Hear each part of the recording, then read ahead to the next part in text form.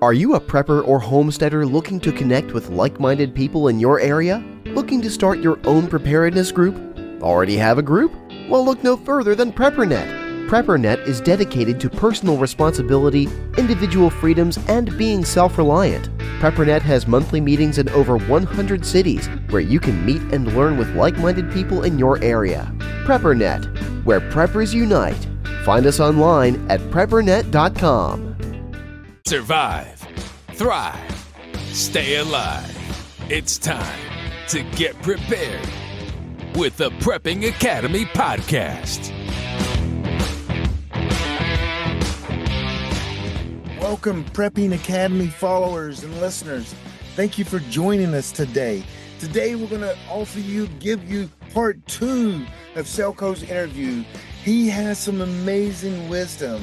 And this is part 2. Some of the questions are from myself, some are from the PrepperNet community. So hope you guys enjoy this and you guys take care. So I just got a question on the feel for what's going on at this time period. Are people coming through your city, through your town, hunting for people to kill, looking for resources, or is it just a depressed area where no one had a lot of essentials? It depends who you were in those times. You could be small and hide, let's say, for most of the time. You could join some of the armies or even local militias, and you could have if you were a member of some of the units, you usually would receive, we call it package. And package was a monthly package of very small amount of foods. It was barely enough for one person to survive for a couple of days. So there, I can say that there were basic and rudimentary resources inside the city. But you need to work out to get those resources, either through the trade with other people, with selling something, trading something that you have, either through the belonging to some unit, to some army, to some kind of power that would protect you and provide you with some kind of law resources.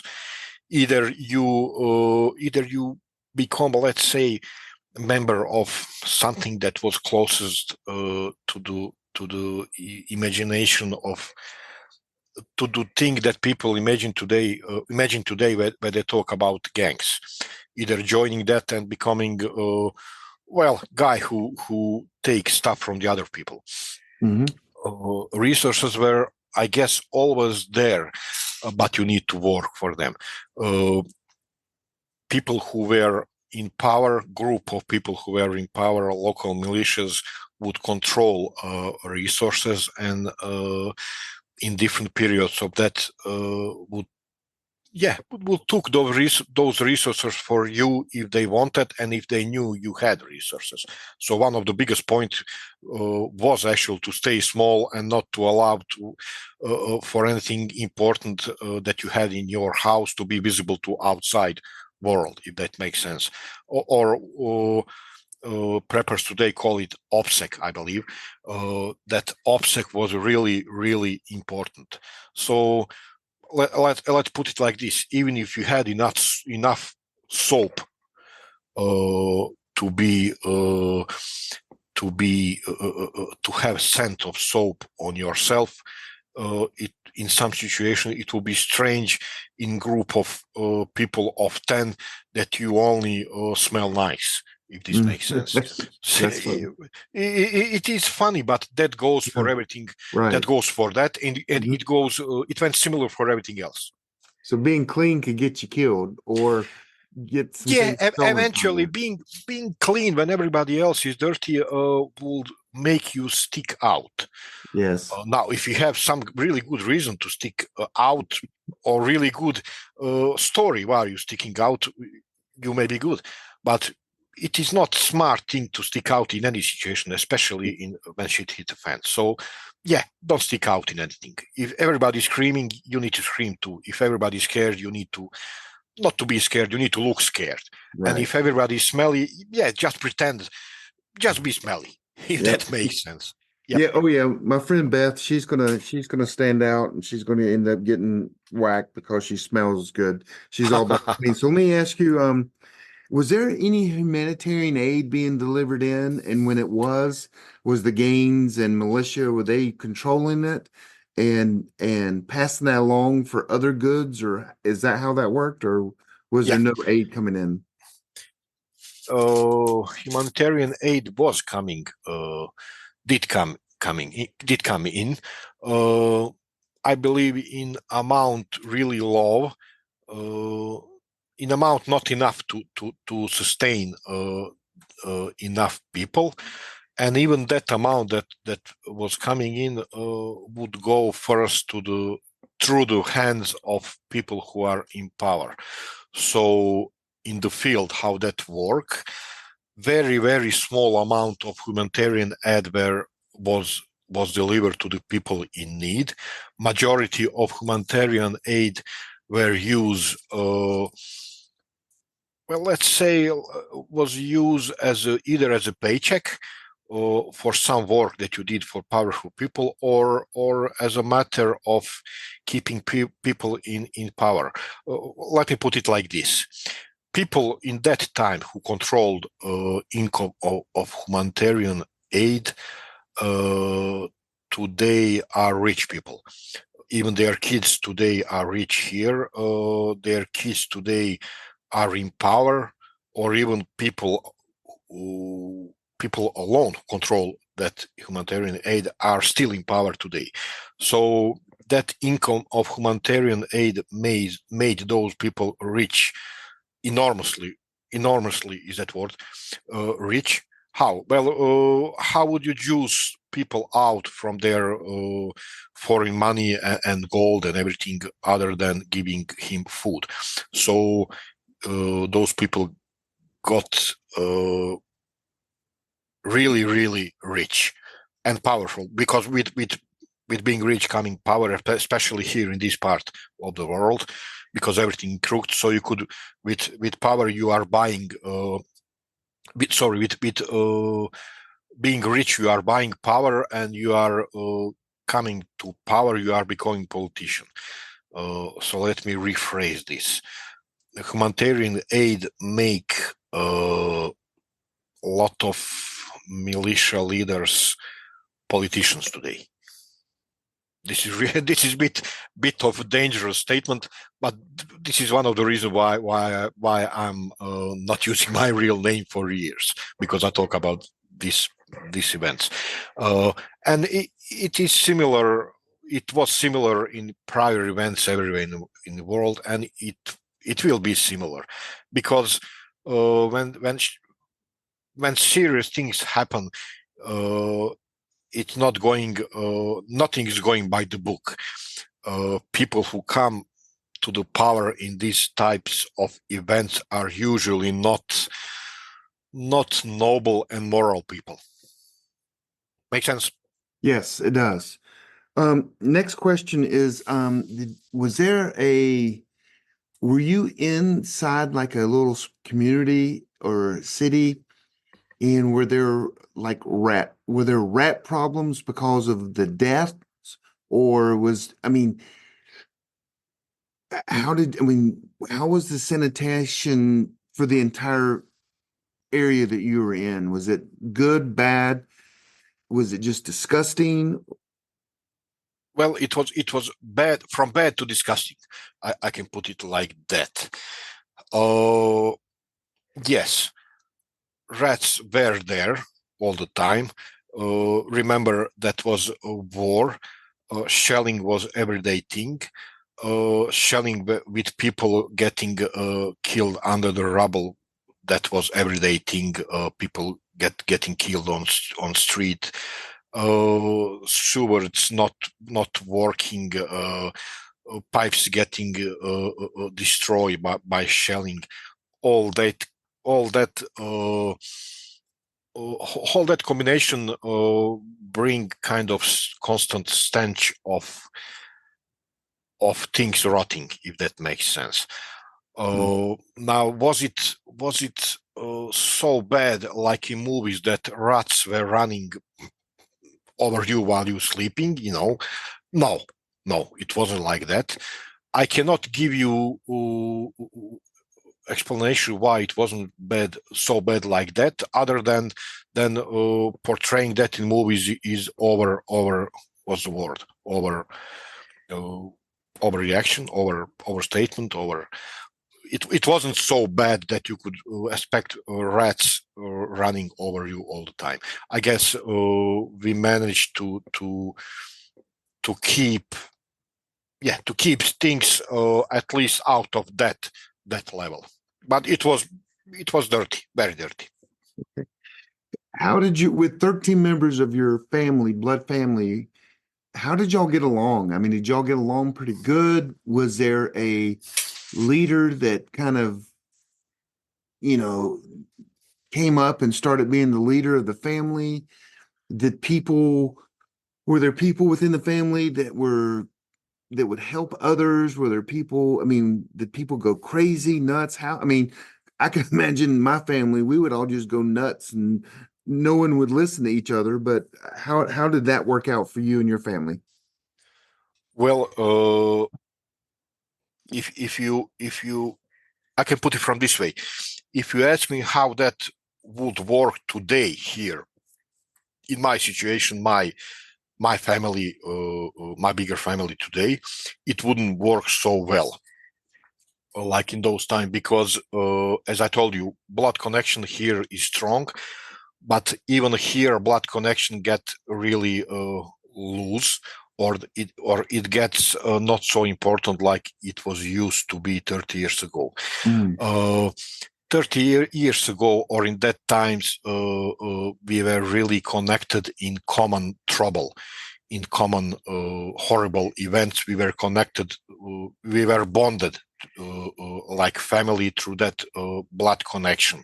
It was important for us to stick together because we were, let's say, one family. But you ask about problems. Of course, we had our own problems, our own misunderstanding, who would need to do what, because people forget that common day during any horrible event, when Ceres is out, common day is lot of work. So in order to things work, everybody needs to get their share of work, and there's always going to be somebody who would say, oh, I cannot work, I'm not used to it, and stuff like that. So is it worked? Yes, it worked, but we need some time for getting along, not together, more like getting along between us, who will need to do what. We had our older members who in reality couldn't do any heavy job, and that they didn't work heavy work. They stay at home. But we needed some time to get together in matter that everybody who have physical capabilities for that, everybody needs to work. And yeah, we had our leader. He was something like most experienced guy from the 2 points, from the point of military, and from the point of let's say, guy who is being good with his hands, or guy who knows, who knew how to repair a lot of stuff, and to say others how stuff can get repaired. I do not really believe in democracy when it comes to SHTF event and group of people surviving together. I do not believe in real democracy where you can overthrow something with enough voices. I'm talking about SHTF event and group of people, because in that time you need you need men who know what they do, and you need men capable of making decisions to be in charge. How that could be achieved today, but that group need to be built before something serious happen, and that's the whole point of networking, of hanging out together, preppers, before something serious happen, so you can have already known group of people when something serious happen. Right. Okay, great. That leads into my next question here is, so if you were in a room in America and there are about 25 people in there and they're all pretty good friends and they hang out together, they do life together, and one guy asked the question, hey, what should we be doing? What can we do? What would you suggest we do to be able to survive a SHTF event? Hey, let's take a quick break. Are you a prepper or homesteader looking to connect with like-minded people in your area? Looking to start your own preparedness group? Already have a group? Well, look no further than PrepperNet. PrepperNet is dedicated to personal responsibility, individual freedoms, and being self-reliant. PrepperNet has monthly meetings in over 100 cities where you can meet and learn with like-minded people in your area. PrepperNet, where preppers unite. Find us online at preppernet.com.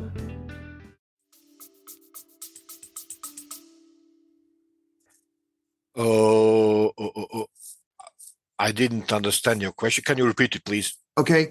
If there's a group of people in a room and they want to ask you, what should we be doing right now to be able to survive an STH event if something comes in the future? Oh, yes. Okay, I understand it now. We are talking about a room probably full of preppers, and they ask me that question. Good question. I would say bond with other people or make your own network. Look for the like-minded people in your immediate surroundings. I would say that if we are talking about already people who have some kind of basics in prepping, because by bonding with other people, by making other group of survivalists, you are widening your skills. You alone cannot have all the skills needed for surviving SHTF, and you're going to have problems. Everything from simple question about who will take care of you when you are sick and who will keep guard while you are sick, everything from that to the more complicated events. So go out, bond with other people, look for like-minded people, of course, first inside your family. If that do not work, then look for other like-minded people in your immediate surroundings through the hanging out in camping events, shooting events, stuff like that. I would say to them, look for network of like-minded people. Would you say that they should possibly organize a group in preparation for something to happen, and Yes. maybe even start training, storing food? Yes. I mean, this Yes. all okay. Yes. Go ahead. Yes, everything from let me explain a bit more. Look for like-minded people in order to build network. Now, what is network? Network can be this: you are living alone inside your apartment building, but you have let's say 3 or 4 good friends who are on the same page with prepping inside your city, and you have some kind of plan what to do, where to go when something serious happens with those friends. That can be network, and network can be, of course, that you have, and this is completely other end of spectrum. Network can be that you and 5 or 10 other like-minded people have bought together small cabins somewhere, and you have planned to go over there and something serious happen, or you have planned to gather up inside the town in some of the house of your friends. Everything, a lot of things can be network, but network starts from having trusted people who are on same page with you, and you start from that. And you build what you can build. I mean, people expecting today that, okay, I'll just build a group of 20 people and we all bug out to ranch somewhere.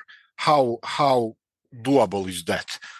For common folks, it is not very doable to build that kind of networks and to go on some farm or ranch somewhere. Start small. Start with building a group of 3 people that are living in same town or in same street. But network is really important. Start with network. I mean, I'm taking into consideration that all of these people are preppers already. So go with network. You have basis. Go with network. Because by network you can divide skills. You are looking for the guys who can repair a rifle. You are looking for the guys who is EMT or even nurse. You are looking for other guy who can who can fix car. You are looking for the guys with skills and guys that not necessarily guys, girls, Right. with skills and persons who can trust. So build network. So one of the things I always say, Excuse and me. tell me if I'm wrong or if I'm close to being right, is I tell people the most important thing you can do is actually build the network with a group of people. That's more important than any skill, because your skill by yourself is not going to work out. So the most important thing you can do is to get in a group of people or a network of people. So the network itself is a protective group that can protect your lack of skills. Exactly, and that's the reason why why I'm always saying build the network. Mm-hmm. Excuse me. You cannot cover all the fields in survival by yourself.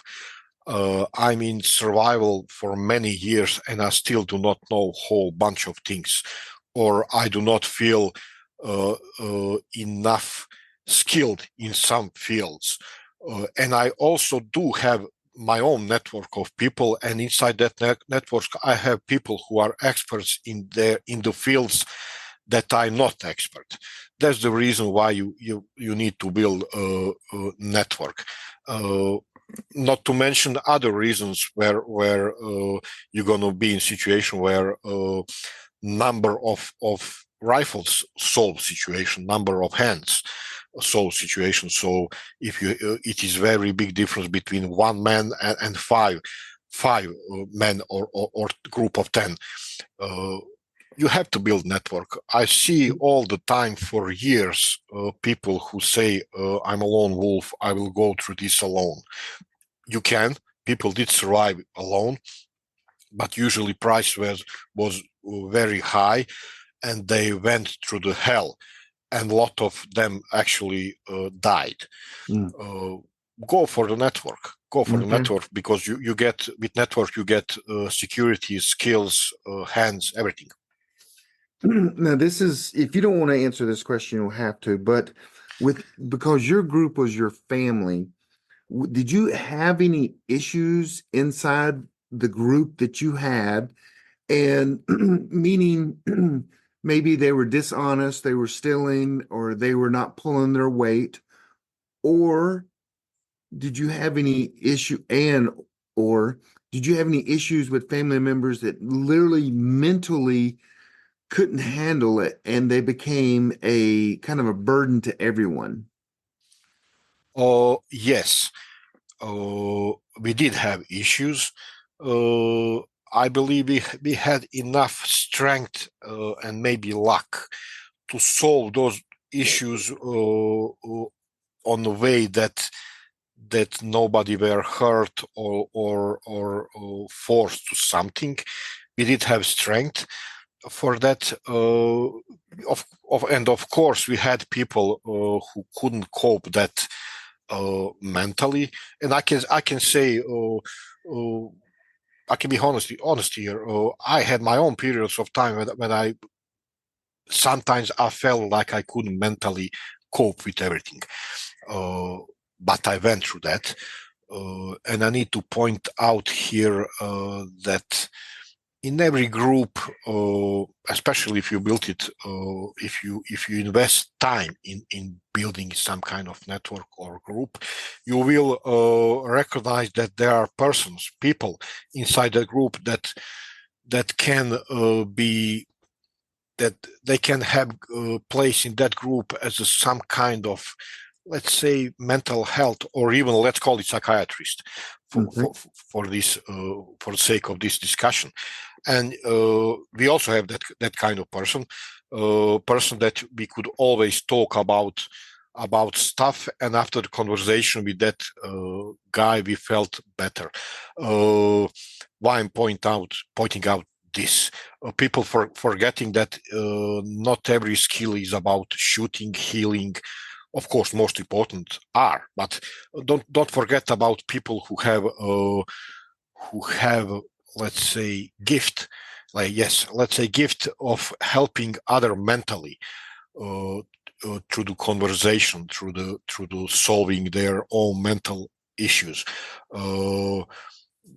There are people like that around us, people that you can talk with about everything, and that skill is really important in events like this. Again, it's not everything about eating, sleeping, and shooting. Eventually, you will hit the wall and ask yourself, what's the point of everything? Or eventually, you will hit the wall. You will hit the wall when you look too far and see there is nothing really nice coming. So you need a person like this. And maybe you are that person. We never know. Excuse me. Yeah, and so everyone, I mean, I guess every group needs a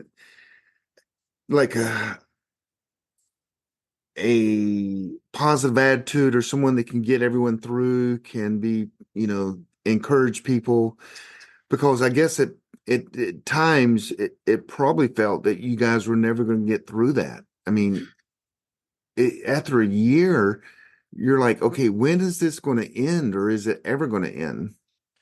And you even said, I think, of course. I think in the last interview, sorry, I wanted to say that even you said in the last interview that I did that it wasn't just all of a snap over. It took years for people to recover and get out of this.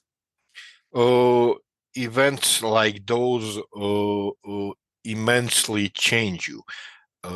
And actually, I can say, yeah, they broke you they break you on a level that you feel broken your whole life. Now, this sounds cheesy, but it is not. You just simply your whole life is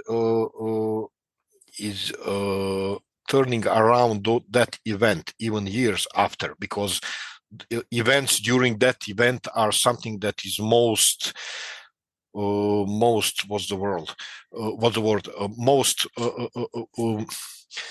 strongly event that you felt in your whole life, and you feel it for the rest of your life, if this makes sense. To the some level, you never heal that. Of course, you felt better over the years, but you never forget those stuff and how they broke you on a deep level. And during the event, it is very easy to go to that over fatalistic situation where you simply feel that, like this, nothing is important anymore, because nothing makes sense. And when you start to feel like that, you can make mistake easily and end up that. So to let me go a step back, you need some kind of vents during that event. Vents can be different. That can be alcohol. People use alcohol, they use drugs. But I suggest to use conversation with people around yourself in that event. And especially if there is a person that you can really talk about that. It is vent, and it helps a lot. Gotcha. So Today in 2024, there's a lot of technology. A lot of we love our phones, we love our computers, we love solar chargers, we love water purifiers that are electronic. How was there technology power things back then that didn't work or you wished you would have had? Or what do you say about people that will try to rely on technology through an event like you survived? In that time, well, technology was there, but if you compare it, if you compare technology today to that time, today is I mean it is crazy. You can see that today young folks when they are out of network that they act funny, ridiculously. People today are hooked, really hooked on technology, especially on network. It can be a good thing, but there's this saying, that goes like this. Uh, uh, I use it a lot. Uh, if society is really highly developed, highly technologically on technology level, on high technology level, uh, its fall going to be harder. So if you ask me who will cope worse, probably not probably, I'm sure that people who living in let's say better societies will cope worse, because people there are hooked or plugged in more into the system. System is better there. System help you on better. System simply help you more than people, let's say here.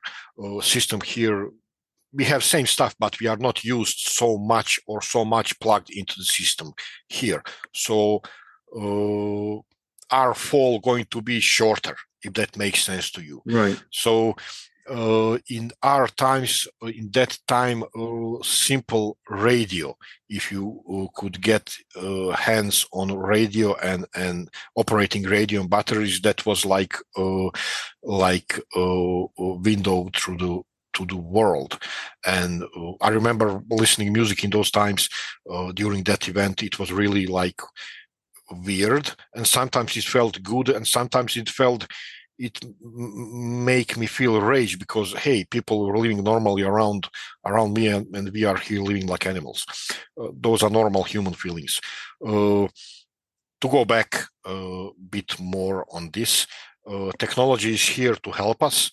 I'm not saying we should go into the woods without any technology and wait there for some event. No, but we need to use technology, let's say, smarter or more in our favor. That's one thing. And second thing, we need to practice to live without technology. And that cabin in the woods that I mentioned a few seconds ago can be like practicing. So go somewhere without technology and practice, and see that you can live without technology. You just need to, majority of people just need to learn to live without technology. I mean, to wait for the event and to learn, then that's worst case. I know that because I went through something like that.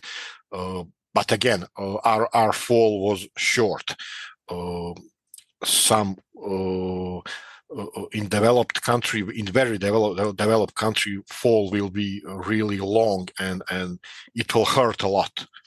So you need to prepare from that side.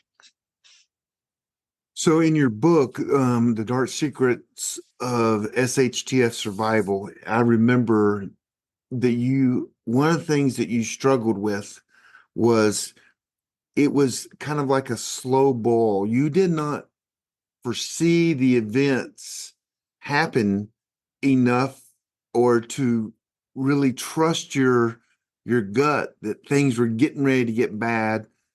And I think you talk about you wish you were your you would have take note of that and acted on that before you did. And because after you did, it was kind of late. So what's some signs that you missed? And then what's some signs that maybe everyone else should watch for? Well, I can say I don't know how people going to or are people going to like this, but uh, I can say that there are a lot of signs, or majority, or biggest signs are there. If you're talking about US, there Yeah. are there.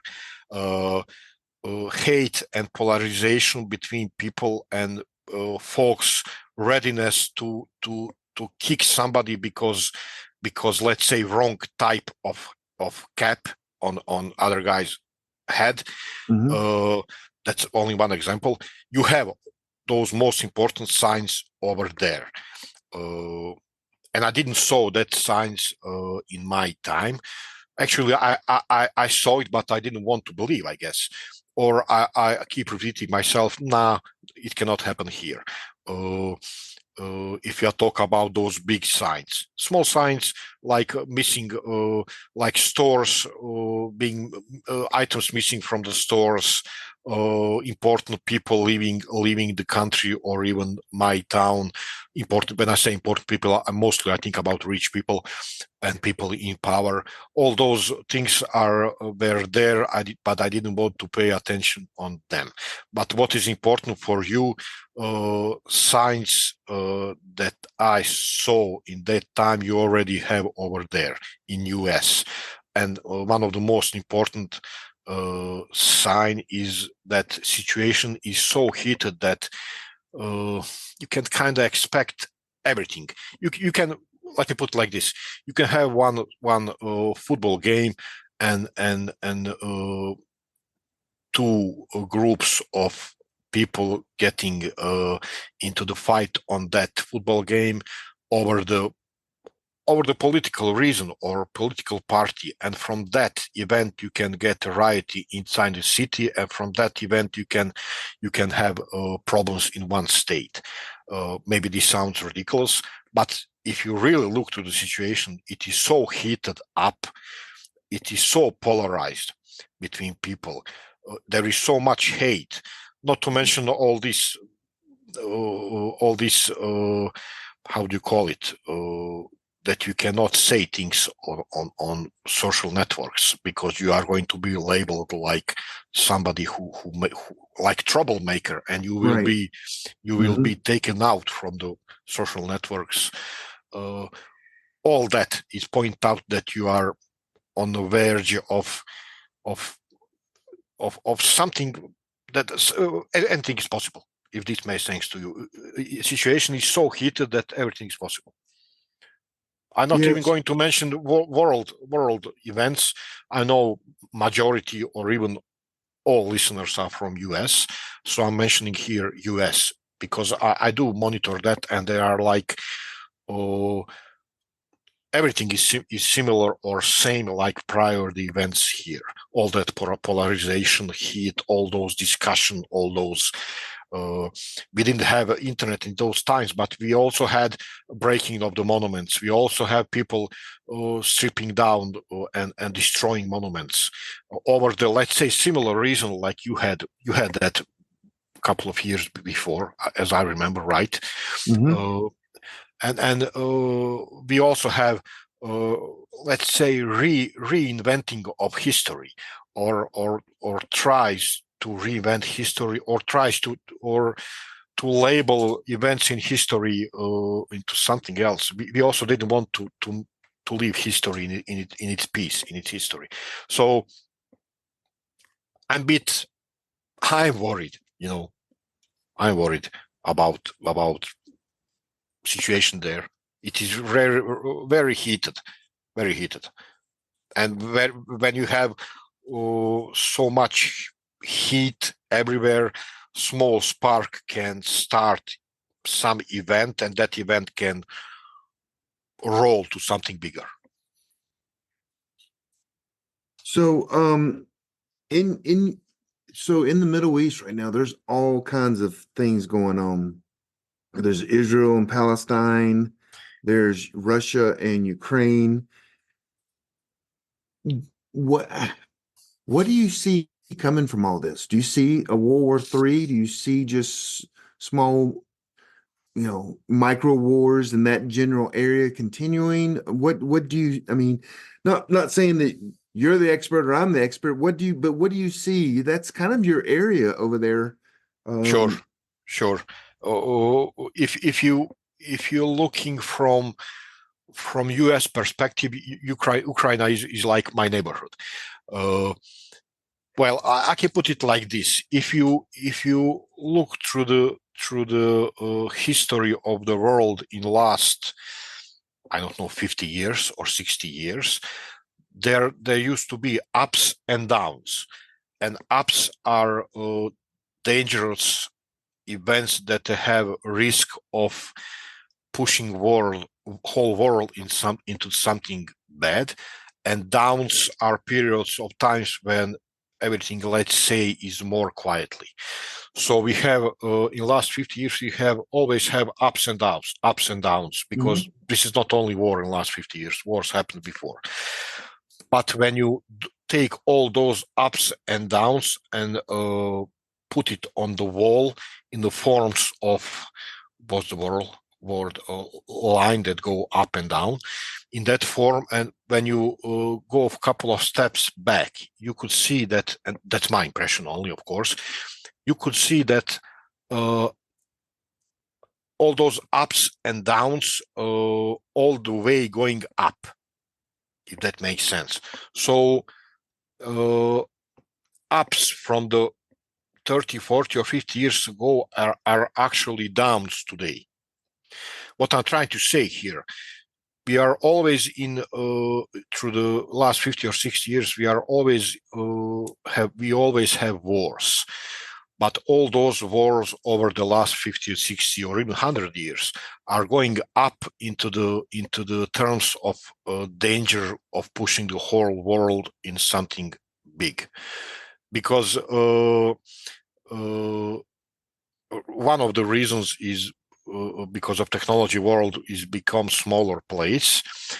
And second reason, it may be people are getting heated up more because information is available there all the time in split second, and that information can be false too. So are we closer to World War III? Yes, I believe we are. All these wars used to happen even before in some other regions of the world. But these wars, even in same region, they happened. But these wars today happen in different time, in the time where there is more weapon, there is more destructive weapon, and there is, let's say, people or government who are more ready to use it. I believe everything is more heated, I think, and or let me put it like this: war in Middle East today have much more chances to bring us to the World War III than world in Middle East 50 years ago. Right. Why?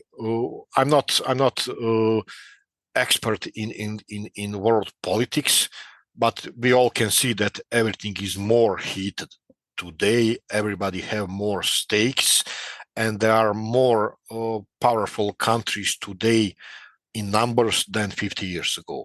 So there are new players today inside that games, and some countries have more to lose today.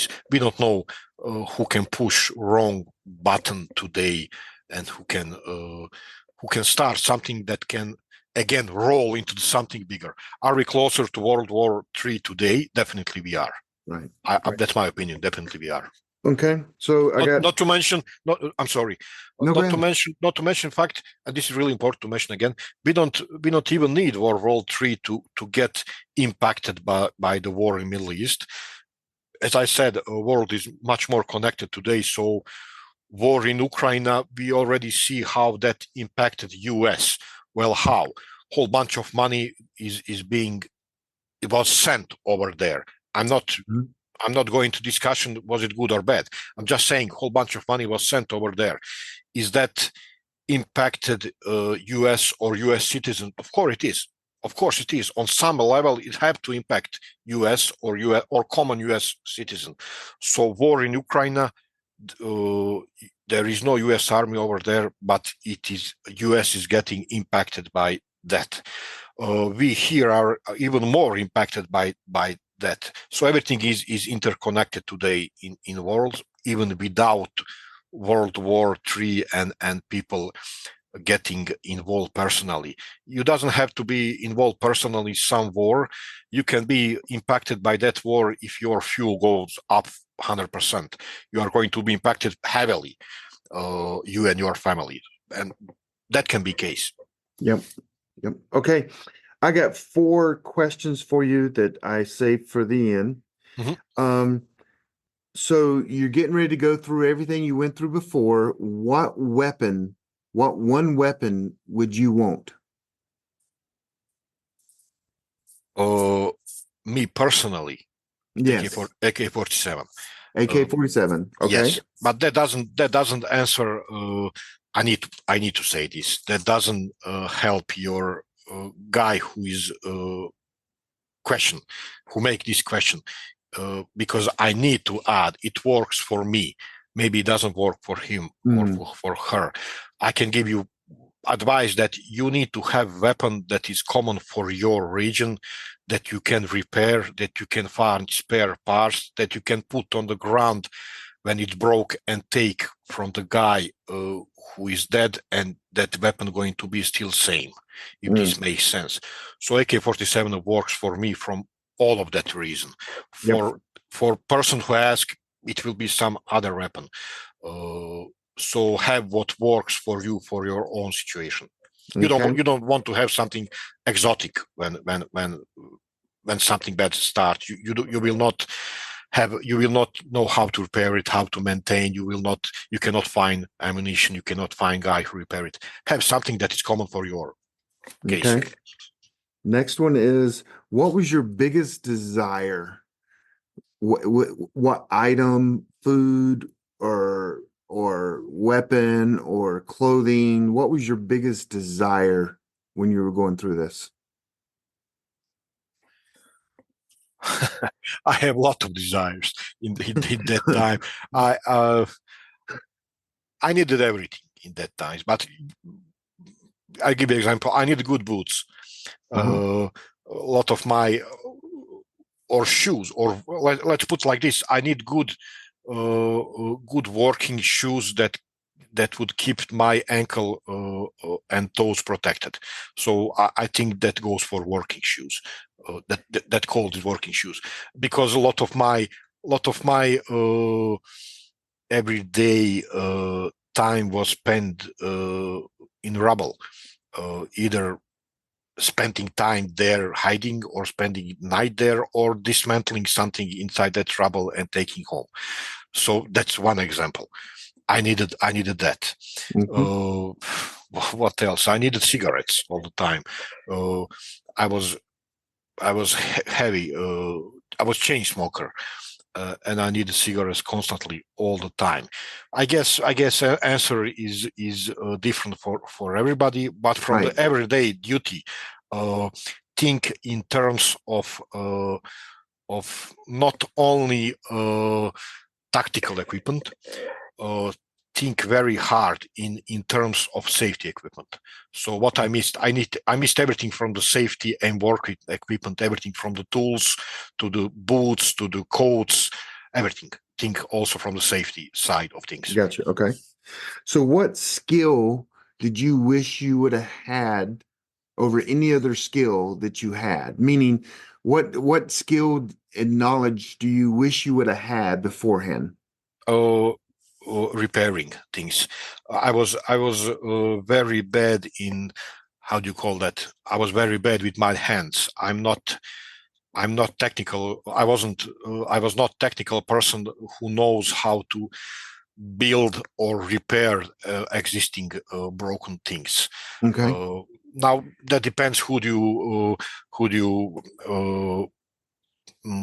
maybe my levels or that are much better for somebody else, but for me I wasn't satisfied with that at all.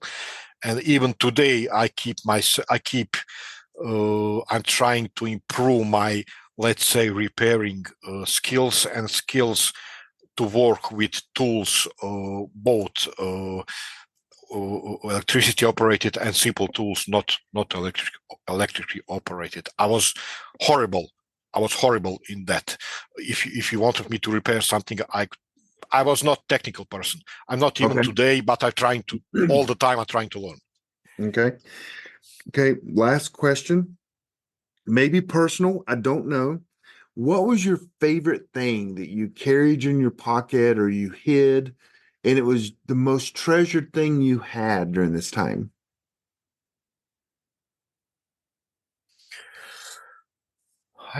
I don't really. I used to carry a small pocket watch as a kind of, I guess, luck thing.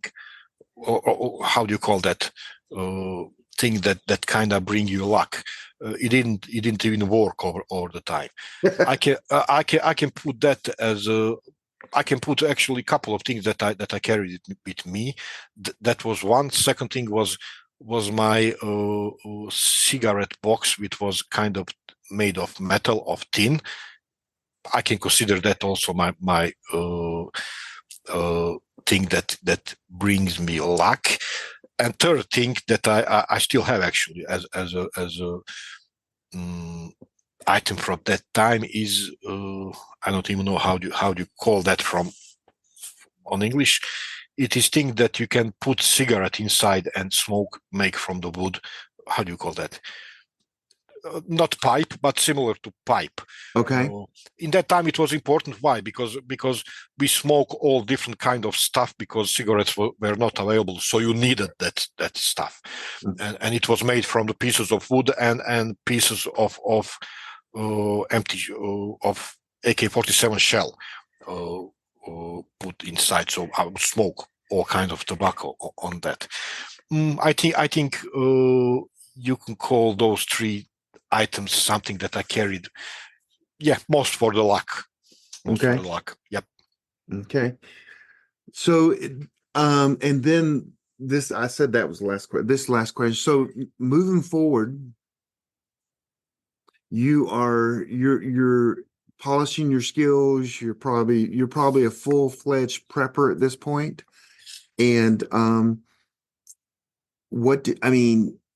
do you have high hopes that you can do a much better job surviving what you did then now with the skills and the knowledge and maybe the preparations that you've put back now? Yes, definitely yes.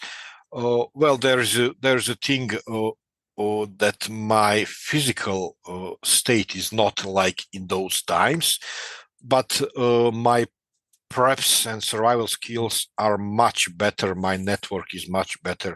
Everything is much better. What two things that are not like in that times? One, I already mentioned my physical state. And second thing is in that time I can say that I didn't know what I was expecting, what is coming. Now I know what is coming, so I or what would come. So I'm a bit not scared, but I'm not happy, if that makes sense. I'm not happy, not really. You can say I'm sad. Yes, I'm sad. In that time, I didn't know what to expect. Now I know what to expect.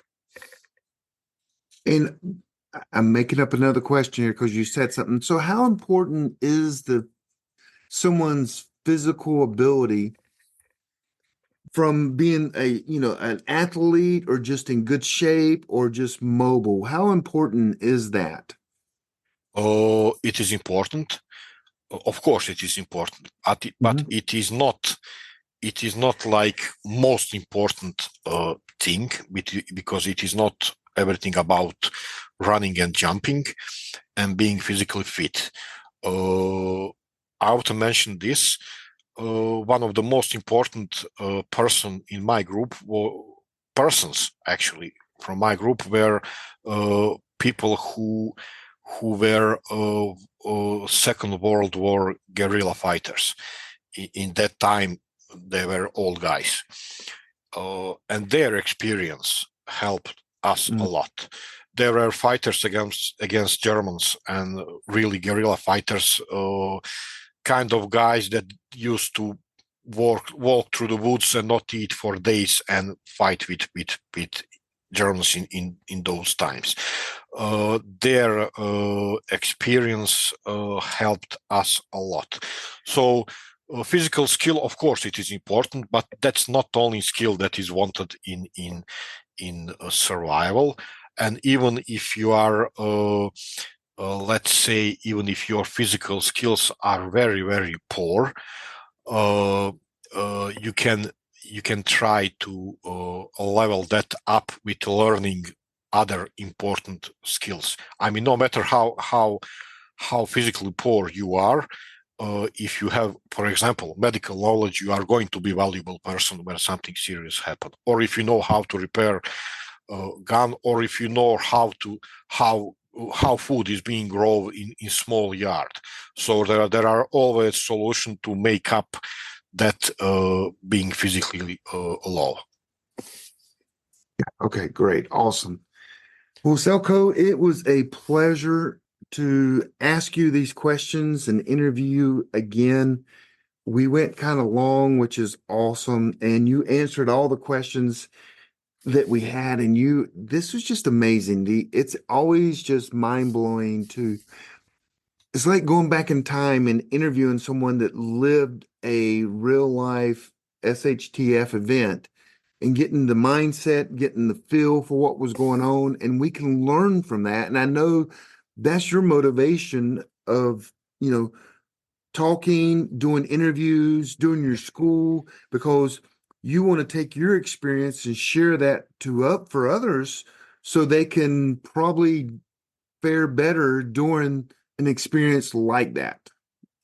Well, yes, basically what I'm trying to do is to say you can survive. It is not like you imagine, but you can survive. You can prepare and you can survive, just like a lot of people did survive.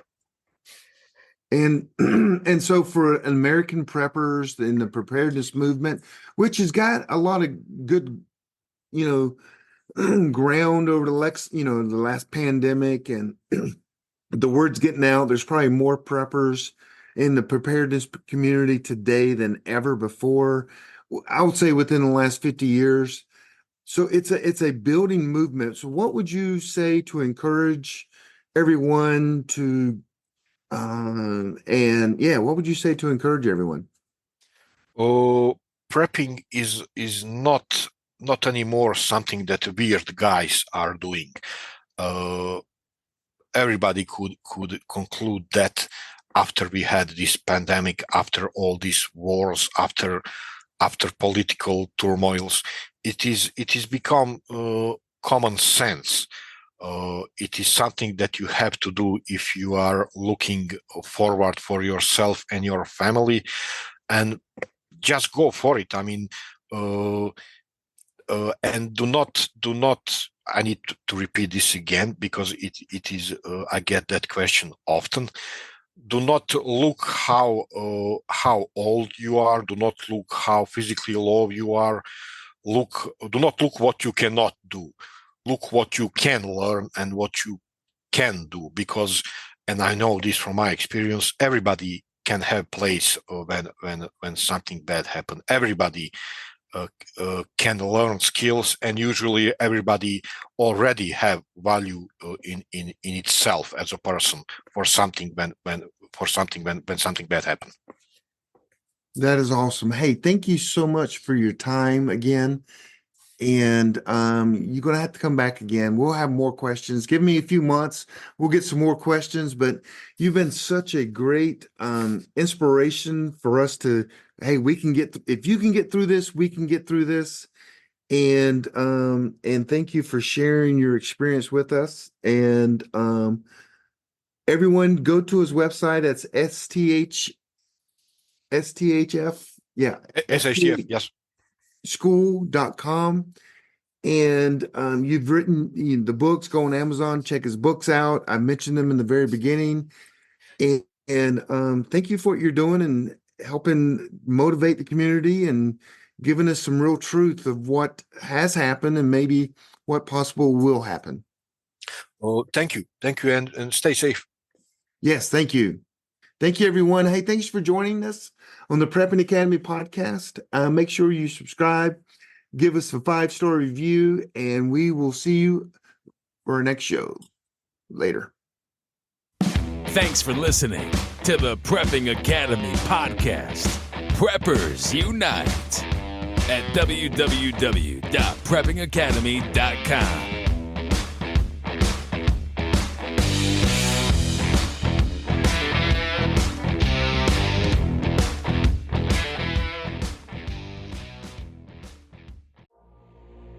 Has your data been hacked? Do you feel uneasy about the vulnerability of your personal information online? Were you involved in the Target, LinkedIn, or Microsoft data leaks? Don't know? If not, then pay attention. Join Forrest Garvin from PrepperNet for a free webinar on privacy and security. Gain insights into safe internet browsing, VPNs, crafting online aliases, secure emails, detecting if your data has been hacked, and managing passwords. Secure your spot today for this webinar on privacy and security. It's free. This webinar delves into comprehensive strategies for bolstering your online privacy. We've got you covered, from fortifying your passwords to shielding your financial information and mastering state-of-the-art encryption techniques. We're offering 2 convenient dates to suit your schedule. Reserve your spot now at preppernet.com/privacy. Don't let cyber threats erode your peace of mind any longer.